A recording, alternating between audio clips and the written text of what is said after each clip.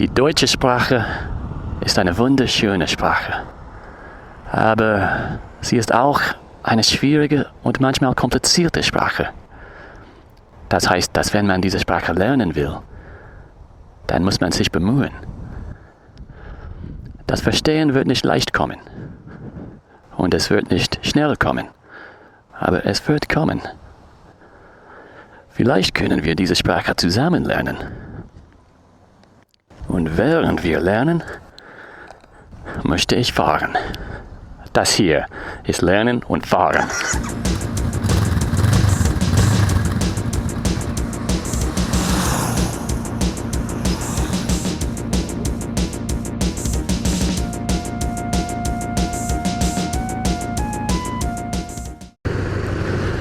So, you want to learn German.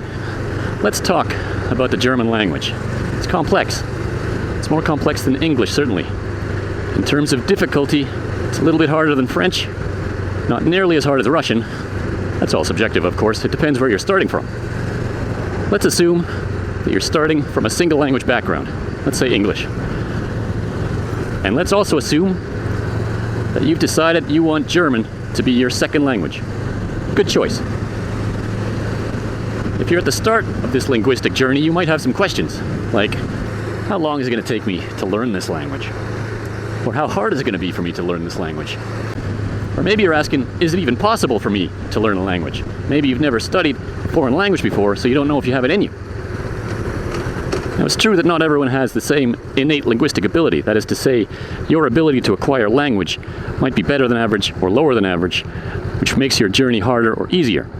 If you've never done this before, you might not know where you rank. But maybe you have done this before. Maybe you studied a foreign language in the past and that language defeated you. And you arrived at the conclusion that, well, I guess I just can't do this. I don't have the time to learn a language. I don't know how to learn a language.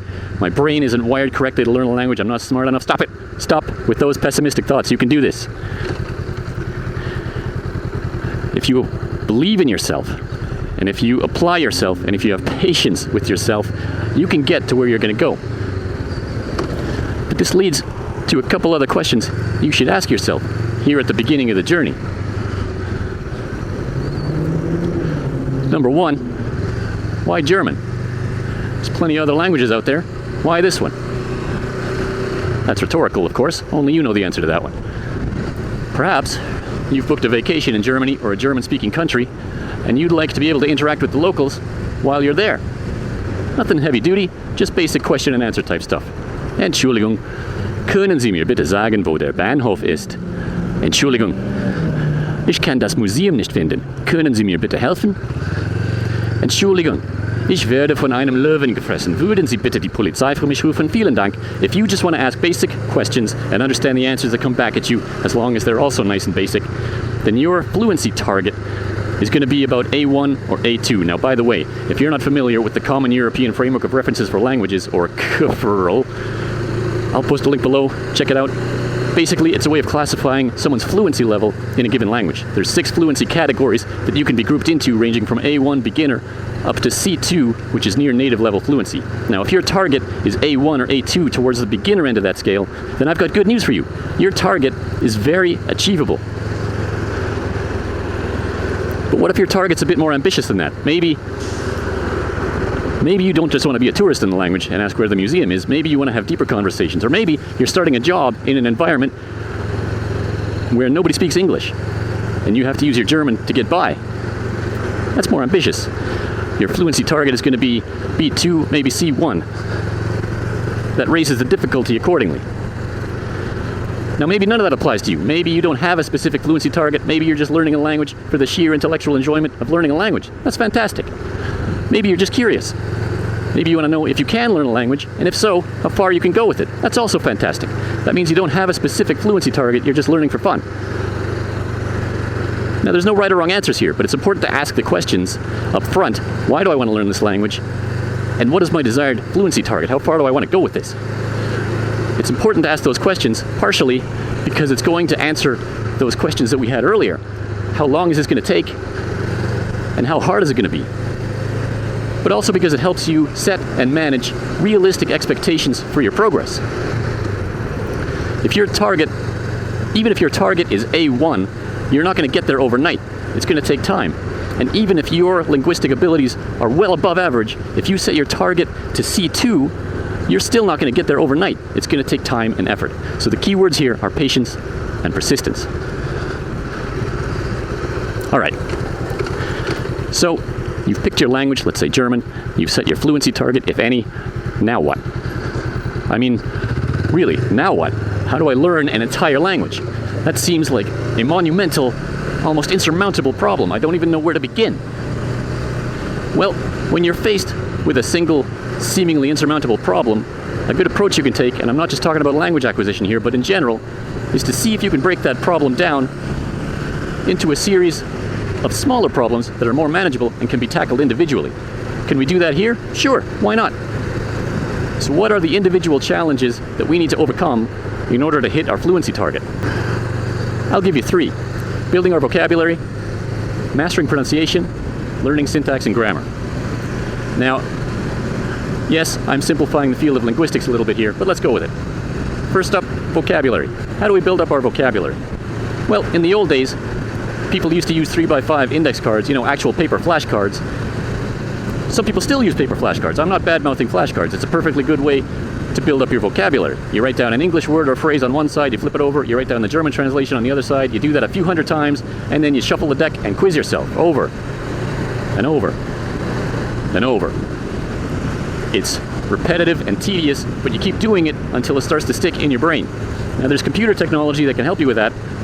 There's flashcard programs like Anki, there's websites and apps like Duolingo and Memrise. These apps are very good at what they do, and what they do is they try to make the flashcard system more fun and engaging by gamifying it. They turn it into a game. You can score points, you can unlock achievements, you can compete on the leaderboards.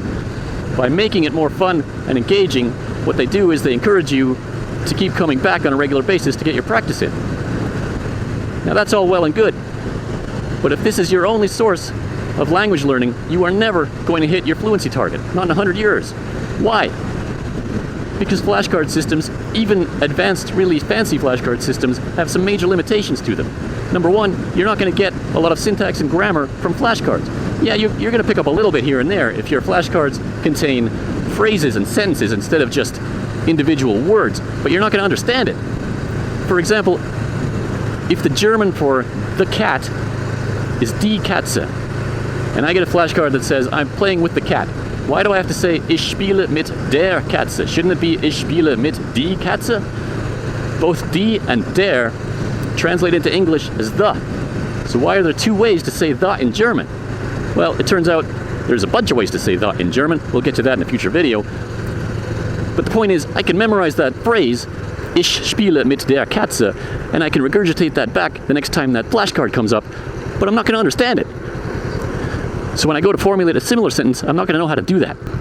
Another limitation of flashcard systems is that you don't generally get a lot of pronunciation from them, especially if you're using the old school paper flashcards. Now, yeah, I know, you can write down a little pronunciation guide on your flashcards, but it's not the same thing. There's a big difference between seeing a word written down and actually hearing it pronounced. For example, if you come across a German word in writing, D-O-C-H, well, okay, how do I pronounce that? Is that Deutsch? Is that Dutch? Is the CH like a CK? Can I pronounce that like the word doc in English? Well, no, it's none of those. But how do I know that? So that brings us to the next challenge we have to overcome to hit our fluency target, and that is mastering pronunciation. How do we do that? Well, one way to do that that's kind of fun is to listen to music in your target language. Now, the lyrics are going to be incomprehensible at first. That's okay. We're not listening for words or phrases just yet. We're listening for what the language sounds like. What are the sounds in this language? So to go back to our DOCH example, if you come across a song in German that contains that word, you're going to very quickly hear that the CH at the end of a word in German usually, not always, but usually is very guttural. It's from the back of the throat. It's doch. There's a lot of words like that in German, like loch or bach or einfach. That sound does not exist in English. So when your brain hears that in a song, it picks up on that and makes a little mental note to itself so that later, when you come to speak the language, you've got a slight head start in that you know roughly what sounds you need to imitate because you've heard them before. In general, the more you listen to native speakers talk or sing, even if you don't know what they're talking or singing about, it can help you start to build up a little mental map of the sounds in that language. Now, the third challenge, syntax and grammar. Buckle up. I mean, you know, not literally, there's no seatbelt on a motorcycle, but buckle up in a figurative fashion, because this is where the road gets a little bumpy, so to speak. Syntax and grammar, in my opinion, is the hardest part of learning any language. Why? Because you often have to rewire the way your brain thinks about basic sentence construction. And that's a tall order, especially in languages like German, where the syntax doesn't perfectly map to the way you say things in English. You've been saying and reading and speaking and hearing sentences a certain way your entire life, and now all of a sudden the rules are all different. It's confusing and disorienting, and it's frustrating, and you have to push through that. So how do you do that? How do we build our syntax and grammar? Well, you can start with textbooks. There are books you can get that lay out every rule in the entire language, along with all the exceptions to those rules that you just have to memorize, and that's all well and good, but it's very dry and academic. And you're not going to get a lot out of it on your first read-through, simply because you don't yet have enough experience in the language to relate those rules to practical experience.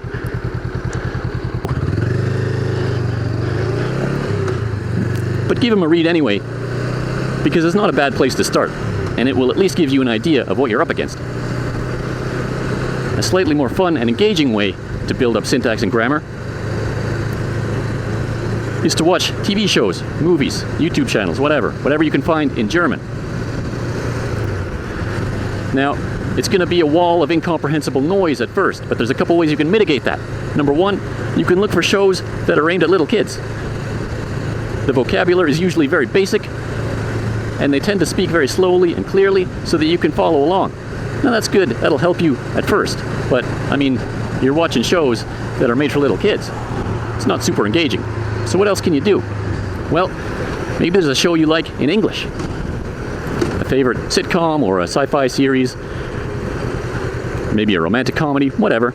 Chances are excellent that there's a German dub available for that show. Now, I'm going to take a little sidetrack here to point out that the Germans are really very good at dubbing North American films and TV shows. They don't just translate the screenplay and then bring some guy off the street into a recording studio, give him the lines and tell him to read it into a microphone. No, it's much more elaborate than that. If the line in English is something like, "We have to get out of here. Now! Now!" They don't just bring some guy into a recording studio and have him read the line like, "Wir müssen hier raus und zwar schnell, schnell." No! They bring in actual actors and a director, and they get into character. It's like they were there on set on the day that it was originally filmed. It's amazing.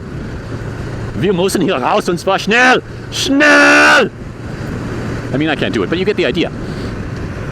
So pick a show that you know already in English, find the German dub of it, and now you can watch along. Now, if it's something that you've seen a few times in English, maybe it's your very favorite show, you might have certain scenes, the dialogue, it's in your head in English. You remember what the actors were saying in the English version. That's great, because when you listen to it in German and turn those subtitles off, those subtitles are like training wheels on a bike. You want to lose those as soon as you're able to lose them. It's to make your brain work harder. When you're listening to that scene in German, start to listen now, not just for the words, but how those words are arranged into sentences, because you'll notice little differences. The words are not in the same position in the German sentence as they are in the English sentence, and vice versa. And it might make you think back to those grammar textbooks you read, and you're like, oh, I remember reading something about that, and now you've got actual examples of it that you're hearing with your own ears. Now, the last and ultimately best tool in your toolkit is going to be actual conversations with actual human beings. I cannot overstate the importance of this one. If you know someone who speaks German, corner them. Talk to them in German whenever you can, even if it's just for a couple minutes at a time. Talk to them about literally anything. Was hast du heute Morgen zum Frühstück gegessen? Was hast du heute Abend vor? Hast du je einen Außerirdischen gesehen? Literally anything. The reason this is so important is because it's going to make your brain have to put together all the different things we've talked about. The vocabulary you got from the flashcards, the pronunciation you got from listening to podcasts or music, the syntax and grammar you got out of those textbooks and from TV shows. Your brain has to start to connect all those dots. And it's going to be painfully embarrassing at first, because you're going to make a ton of mistakes and you're going to struggle greatly with every sentence you try to construct. You're going to feel like a little kid again, where you know what you want to say but not how to say it. But that's okay. You keep pushing forward.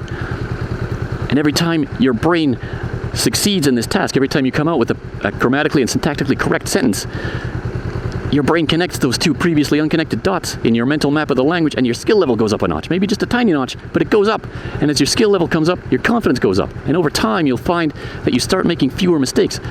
You're still going to make mistakes, don't get me wrong, but they're going to get fewer and farther between, and they're going to become less obvious. You're going to make less severe mistakes. Now, if you forget everything else that I've said on this ride so far, just remember this. The best, most effective way to learn something is by actually doing it.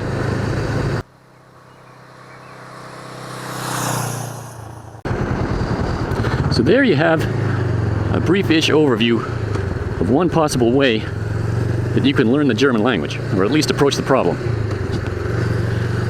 The important takeaway here is that you're not putting all your eggs in one basket, so to speak. You wouldn't go to the gym and just do bicep curls every workout for the rest of your life. You probably want to do other exercises so that your other muscles grow at the same time. It's a similar idea here. Don't spend all your time and energy on Duolingo thinking that it's eventually going to make you fluent, because it won't. And I'm not bad-mouthing Duolingo, it's a perfectly fine tool. Just don't make it the only tool that you use. Mix it up. Read books, listen to music, watch TV, talk to people. If you can't find a conversation partner in real life, there are websites you can go to. I'll link them below. You can find people in German-speaking countries who will meet you online for a video chat in German, and that can really help accelerate your learning process. Now, in the next few videos, I'm going to go over some of the fundamentals of the German language, and I'm going to increase the difficulty as we go, so that we can learn the language together. And over time, you might find that learning a language can be kind of fun. Almost as much fun as riding a motorcycle.